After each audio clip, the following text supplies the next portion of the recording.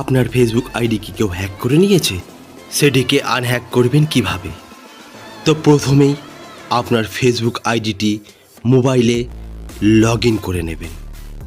তারপর পাশের 3টে ডটে ক্লিক করবেন। তারপর ক্লিক করবেন সেটিং অ্যান্ড প্রাইভেসিতে। সেখান থেকে ক্লিক করার পর তারপরে ক্লিক করবেন সেটিংসে ক্লিক করার পর আপনার সামনে একটি সেটিং প্রাইভেসির পেজ খুলে যাবে। সেখান দিয়ে ক্লিক করবেন পাসওয়ার্ড অ্যান্ড সিকিউরিটিতে। তারপর অ্যাকাউন্ট সেটিংয়ের ফার্স্ট অপশান পাসওয়ার্ড অ্যান্ড সিকিউরিটিতে ক্লিক করবেন। ক্লিক করার পর একটি অপশান হবে, সেটা হচ্ছে when you are log in.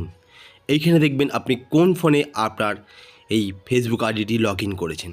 যদি এইখানে 1-এর বেশি 2 থাকে তাহলে সেটিকে লগ আউট করে দেবেন।